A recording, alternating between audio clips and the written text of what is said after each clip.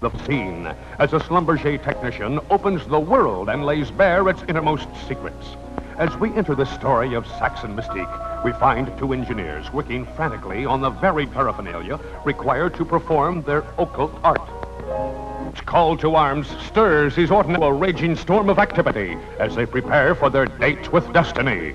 The orders from the other end of the line are barked cryptically into the instrument. The Schlumberger man listens anxiously and records the following message. The well is in the old spring field, 20 miles from here. It will be ready to survey in 2 hours. The phone is hardly cradled before the sterling crew swings into action. The top secret sound equipment is loaded into the specially constructed carriages on the swift and powerful vehicle which will transport it over the rugged terrain to the well site. A final check of men, vehicles, and equipment is made. Every lock is checked. Every piece of this top secret equipment fastened to its moorings. The call to action is answered with a final wave of, "Go get them, men." Sparks are set, magnetos adjusted. The starter turns the crank, which will set these vehicular behemoths in motion toward their rendezvous with fortune. As these two men and their powerful machines whirl into action, who could have foreordained the overwhelming consequences to be wrought by them and those who were to follow? From this truck, leased from Shell Oil Company, for Schlumberger had none of its own, would blossom an oil country service organization numbering its employees into the thousands and its annual revenues into the hundreds of millions, would have enough rolling stock on the streets and macadamized roads of America to make mobile the entire populations of Oxnard, California and Dime Box, Texas. The operators are Deschard and Legrand, two of Schlumberger's first employees, two men who were, this day, to set the wheels in motion that would build an empire and cause lesser companies to quake in its very shadow. These are times to try men's souls as our two heroes keep drumming ever onward toward a job site that may be inhabited by hostiles, for they and their new mysterious technique are looked upon with skepticism at this point in history. They hear such things as, what are those crazy Frenchmen up to now? Can a French electronic technician from the vineyards of southern France find true happiness in this wilderness of derrick and pipe? But this does not deter them. No, they proceed onward and upward, hoping that this day they will be accepted for the true value of the significant human contribution they are to make. And little do they know that this is exactly the kind of day it is to be. For at the rig site, the muscular roustabouts are feverishly going about their duties, making the well ready to receive the sound. The driller is nappily attired in a sou'wester, reminiscent of the whaling days in New Bedford. It sits rakishly atop his golden locks as he delicately manipulates the brawny machinery which will extricate the drill string from the hole. The roustabouts pit their Herculean strength, man and machine, against the now impotent shaft of steel. The yawning jaws of the elevator are lowered for the next to the last time, grasping the collar string in its sinew of steel and cradling it gently in the fingerboard, high in the superstructure.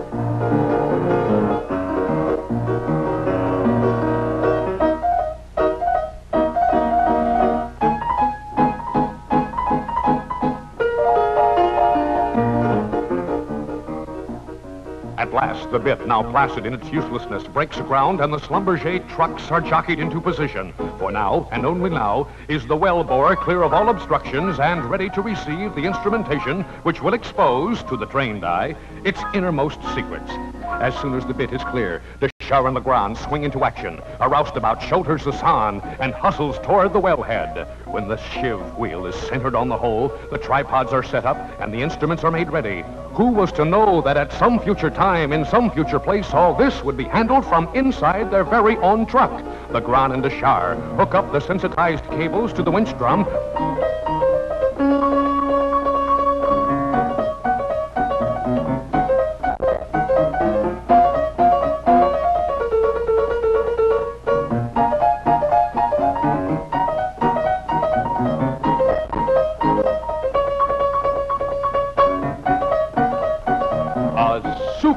Cutter key is shoved home, marrying cable and sound as it rests in the tool trap, which has been previously installed by the roustabouts. The odometer is positioned precisely on 0, 0, 0, 0, reading from left to right. The brake on the winch is released and gravity goes to work. The winch whirls like a dervish, and the shiv wheel rotates at a similarly rapid rate as the sonde commences its precarious journey into the bowels of the earth.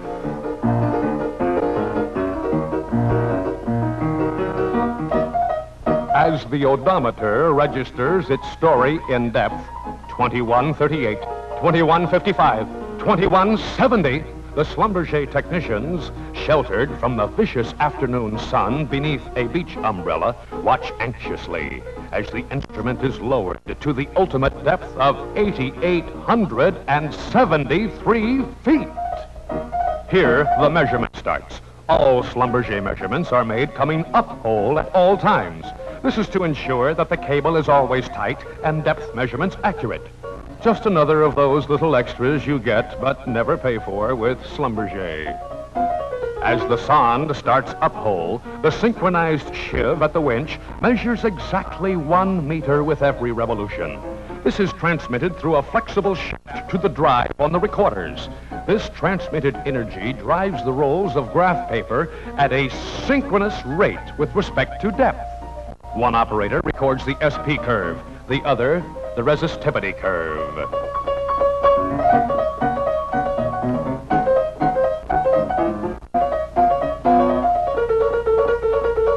They work feverishly with reflexes attuned so that man and machine work as one. The sonde is located at 7,638 feet now, moving ever upward as it gathers its information. Deschar and Legrand work with quick, sure hands to get this information on paper. As the ink-filled styli move to and fro, tracing their erratic portraits of the terrain below, these two men peek into the boudoir of Mother Earth to learn her most intimate secrets. Still, the needle moves. Still, Deschar and Legrand maintain their vigil of the world below. As the stylus moves, the peaks and valleys which are left in its path will be evaluated, as only Schlumberger can, by a corps of interpreters. The porosity log peaks and starts a gradual decline as the information keeps pouring in.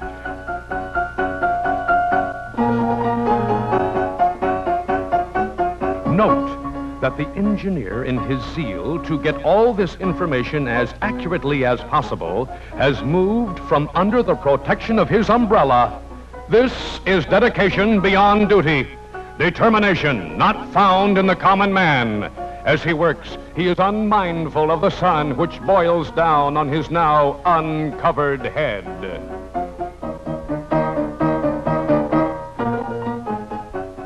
We are reaching near the surface now, and the once vigorous stylus relaxes its vigil and moves to the stop position. The signal is given to the winch operator to speed up the ascent and come out of the hole as quickly as possible, for Schlumberger does not want to detain the drilling crew from its appointed rounds any longer than absolutely necessary. The log is finished. The winch operator acknowledges the signal to stop and stops. The shiv is disconnected and is carried carefully from the derrick floor. The ever-present cotter key, which prevents the sonde from falling back into the hole, is disconnected as the sonde rests in the tool trap. Another protective device so necessary to wireline operations. As the tool trap is removed, the roustabouts are prudent in their handling of this mysterious instrument. The Schlumberger engineers make a fast, but not final, interpretation of the findings as the roughnecks look on in awe.